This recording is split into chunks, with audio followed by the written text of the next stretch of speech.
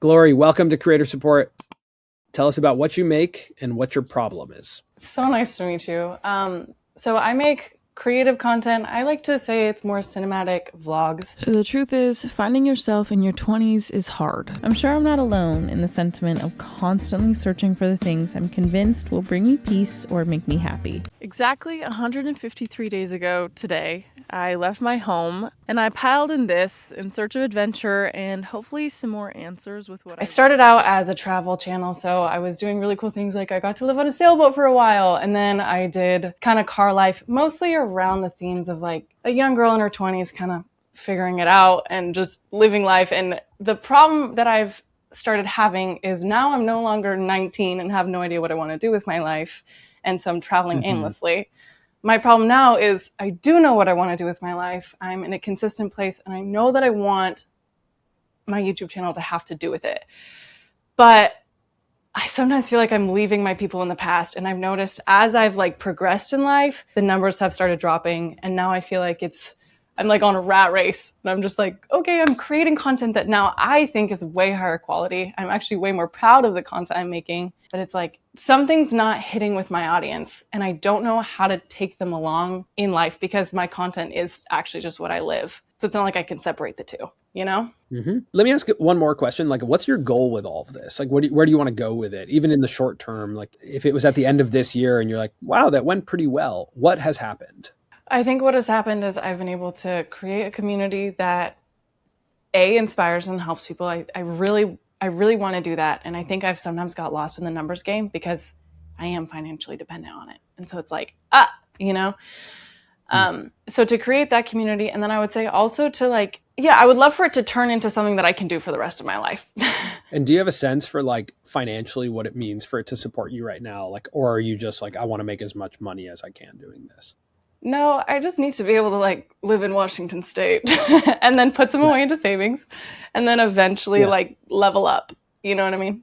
I think, you know, the place we always start with every creator, especially when you're having this pull towards, I want the content to perform or I want more people to watch, is who is this for and why do they watch? You're right now, your channel is like a collection of your life. It's like cool things you're doing. But I think what's challenging is when a new person comes across it, you know, your most recent video is called This Mindset Changed Everything. Right. So I don't have any reason to click on that video if I'm not familiar with you already. Right.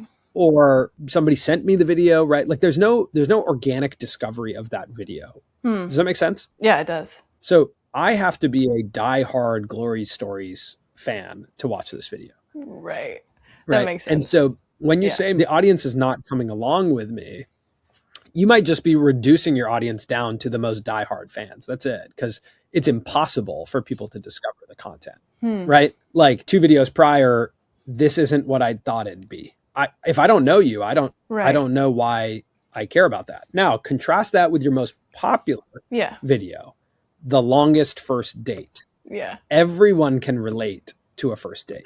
Yeah. That sounds like a romantic comedy that I want to watch. Right? Like the longest first date is something I can picture in my head that I want to click on. Yeah. And so first and foremost, when we think about like what's happening here on YouTube, like the broader sense is you're trying to build something that's heavily based on your personality. That's totally fine. That's going to have the smallest total addressable market right now. And it's not a problem if you have 10, 20,000 people who are interested in you as a person. But if we look at this like a spectrum of different types of creators, there's personality-based creators, which is what I would say you are right now. Everything is based on your own personality, your own personal life. That is why people are watching. Right. Then you have idea-based creators. An idea-based creator is at the most extreme Mr. Beast, right? Like you're watching for the idea. Cheetah versus F1 car. Like I've never seen that idea. I want to see that idea. And then there's like community-based creators, which is creators who are creating with and for this, like a community. A great example of that is like KSI when he does his Reddit React stories. His Reddit community submits stuff to him.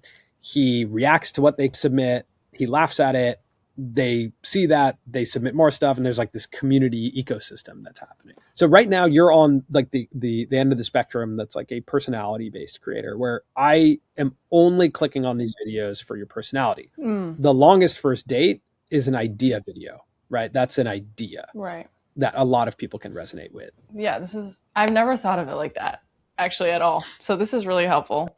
Cool. I think the longest first date, I knew that it was like a super catchy title and stuff, Yeah. but it's like, I can't do that all the time. You know, Yeah. It was like a crazy road trip I did with a stranger. Mm-hmm. So I think my dilemma is in like finding things like that I can actually do on a regular basis. The next video that I'm posting is I am doing more of like kind of like a letter to self, but I go on a trip to the Washington coast. There's no talking pieces in the video. I'm only doing voiceover. And I'm kind of like saying I'm going to write a letter to my past self. So it's me now writing a letter to my past self. But you're right, it is very like my personality focused. And I'm not sure how to turn things that I can make regularly into an idea video. Does that make sense? Mm-hmm. Yeah, I'm not actually suggesting that. I think a personality-based channel is awesome. If you want to do it, it's awesome. I think people who are willing to open themselves up personally, like that's awesome. I also think that we can zoom out if each video is very personality-based, I think we can zoom out to like, what is this channel broadly? Why is someone watching? Like, is someone living vicariously through you? Is somebody watching for inspiration on how to live their life? Why does somebody watch your channel? Not just your video, but at the end of this year, who is the person who has watched all of your videos? Like how have they transformed emotionally? That's a crazy question. How have they transformed emotionally? I would hope that they have felt inspired to kind of break outside of the mold that they've lived in. So I would hope that would be like if they get courage to go try something new, or, they decide to actually go after their bucket list or to take the trip or to do something. I would hope that inspires them. I also really do want to encourage people to like, hey, go outside, like get off your phone sometimes and go outside, go in the woods, go hike something. So I would hope it's more inspiration. Yeah. So we're building like an interesting ad lib here, right? Where we're going, these types of people watch my videos to feel X and then go do X. Right. So if we start to fill that out, right? What type of people watch your videos? The 18 to 20-year-olds who have big dreams but have no idea how to get there. Oh, I love that. That's amazing.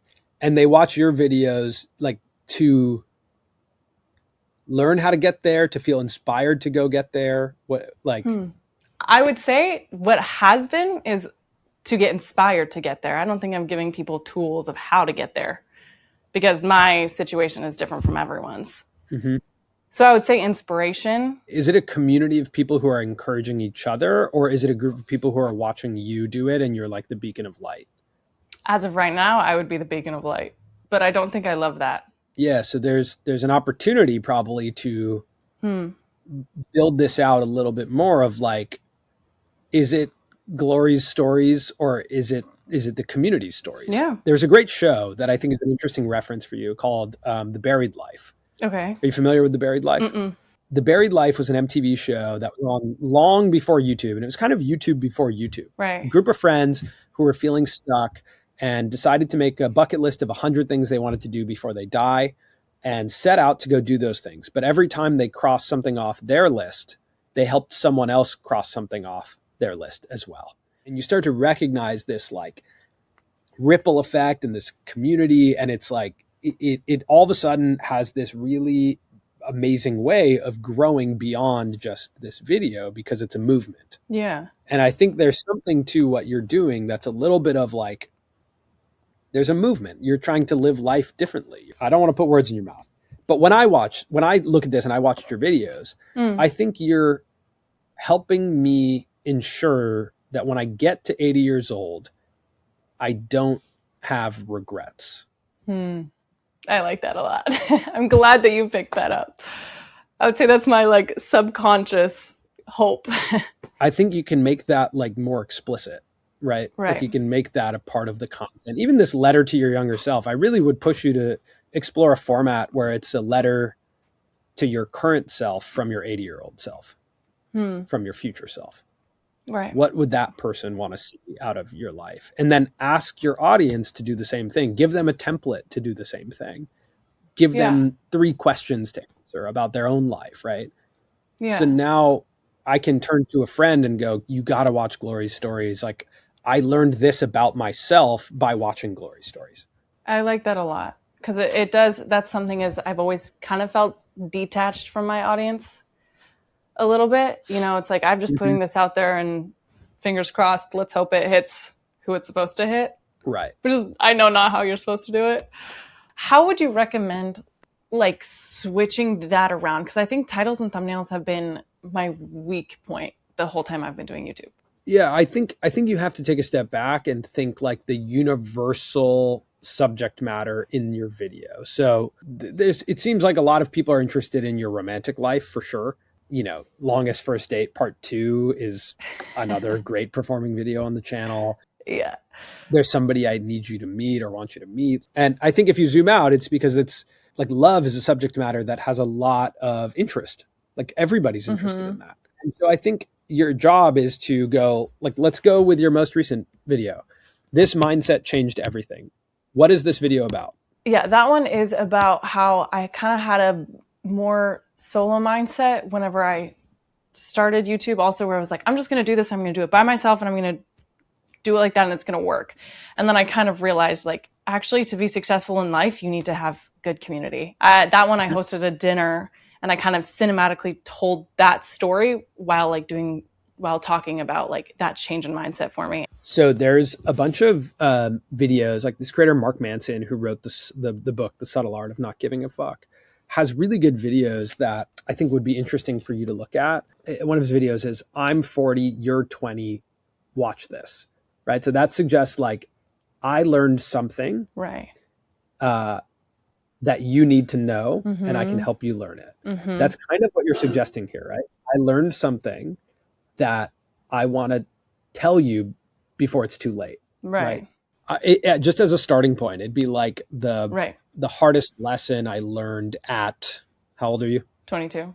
The hardest lesson I learned at 22, I wish I knew when I was 18. Right. Right. If we start there, it's like a really interesting framing. Right. Now you're suggesting the value to me. Right. And ideally it's more specific, like the hardest lesson about love, the hardest lesson about blank.